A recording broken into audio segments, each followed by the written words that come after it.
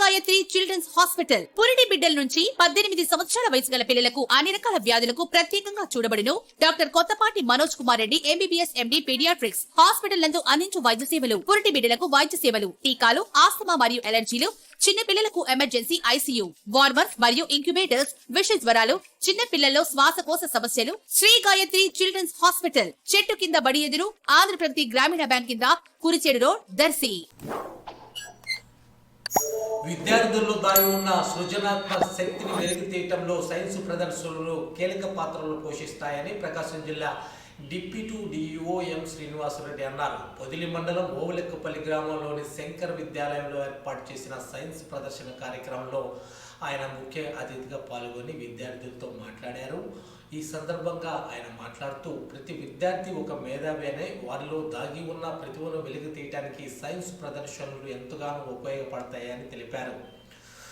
మరో ముఖ్య అతిథిగా పాల్గొన్న తహసీల్దార్ ఎం కృష్ణారెడ్డి విద్యార్థులు రూపొందించిన వివిధ సైన్స్ ప్రాజెక్టులను ఆసక్తిగా తిలకించి సంతృప్తి వ్యక్తం చేశారు.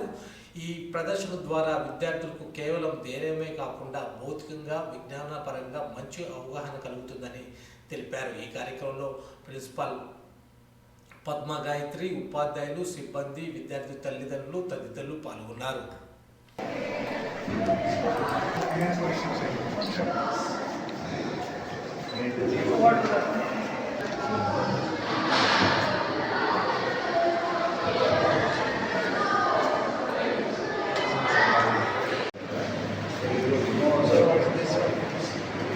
What's the name of this exhibit?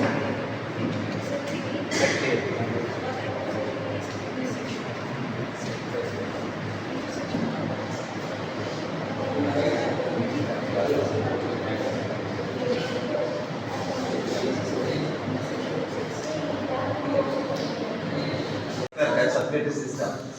So explain. Actually, we have 4 chambers. Explain. So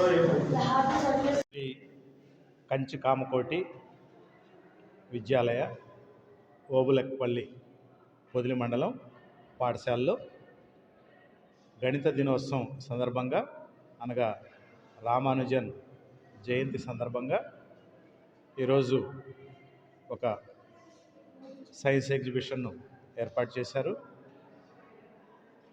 ఈ పాఠశాల ధార్మిక పద్ధతుల్లో, సనాతన పద్ధతుల్లో పనిచేసేటువంటి ఈ పాఠశాలలో మనకు సైన్స్ కూడా అవసరమే అనే ఉద్దేశంతో 200 దాకా ప్రదర్శితాలు ఇక్కడ కొలువై ఉన్నాయి. ఈ ప్రదర్శితాలు విద్యార్థుల్లో శాస్త్రీయ దృక్పథాన్ని అంటే సైంటిఫిక్ టెంపర్ను పెంచడానికి ఉపయోగపడతాయి. పిల్లల్లో నిర్మాణాత్మక స్కిల్స్ను పెంచడానికి, అన్ని రకాల సృజనాత్మకతలను పెంపొందించడానికి ఇవి ఉపయోగపడతాయి. శాస్త్రీయ సూత్రాలను సులభంగా ఇతర విద్యార్థులు కూడా నేర్చుకుంటారు. వాస్తవమైనటువంటి నిత్య జీవితంలో మనం చూసేటటువంటి పరికరాలు, వస్తువులు ఎలా పనిచేస్తాయో ఈ సైన్స్ ఎగ్జిబిషన్లో విద్యార్థులు తయారు చేశారు. మరి విద్యార్థులు కేవలం టెక్స్ట్ బుక్లో ఉండే అంశాలకే పరిమితం కాకుండా ఆ టెక్స్ట్ బుక్లో ఉండే టెక్స్చువల్ మెటీరియల్కు తోడుగా వాస్తవమైనటువంటి టీచింగ్ లెర్నింగ్ మెటీరియల్ను తయారు చేసుకొని వారు లాభం పొందడమే కాకుండా తమ పాఠశాలలో ఉండే ఇతర విద్యార్థులకు కూడా నిత్య జీవితంలో వస్తువులు ఎలా నిర్మితమవుతాయో, అవి ఎలా పనిచేస్తాయో తెలుసుకునేటువంటి అవకాశము ఇక్కడ మనకు ఏర్పడుతుంది.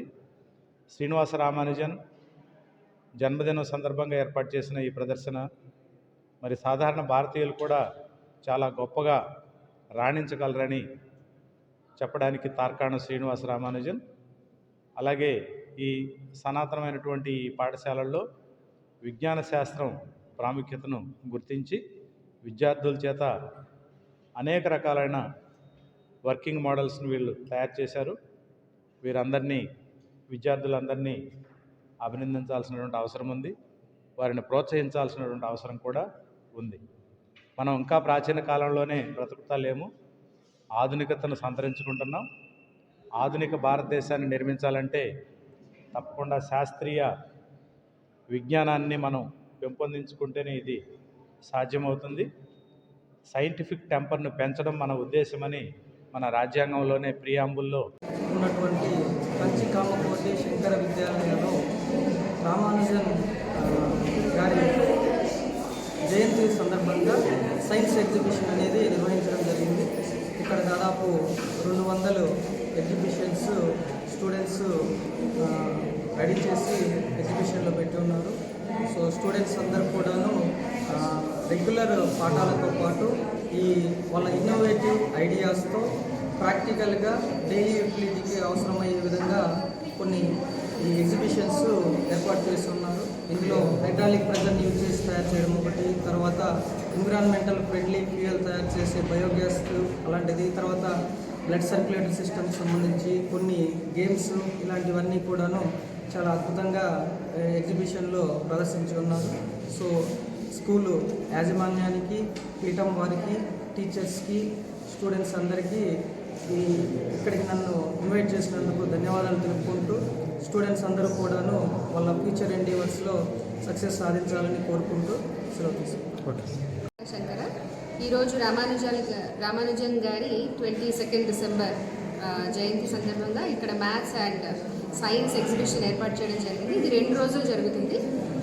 రేపటి రోజున ఇక్కడ చుట్టుపక్కల ఉన్న స్కూల్స్ వాళ్ళకు కూడా ఇన్విటేషన్ ఇవ్వడం జరిగింది. సో రేపు వాళ్ళు కూడా వస్తారని ఆశిస్తున్నాము. ఇక్కడ మ్యాథమెటికల్ ప్రిన్సిపల్స్ అండ్ సైన్స్ ప్రిన్సిపల్స్ని దృష్టిలో పెట్టుకుని వాళ్ళకి హ్యాండ్స్ ఆన్ ఎక్స్పీరియన్స్ వాళ్ళు చేస్తే దాని యొక్క ప్రిన్సిపల్స్ని బాగా నేర్చుకుంటారనే ఉద్దేశంతో ఇది ఏర్పాటు చేయడం జరిగింది. అండ్ ఇంకా పేరెంట్స్ బాగా స్పందిస్తున్నారు. అందుకు ధన్యవాదాలు.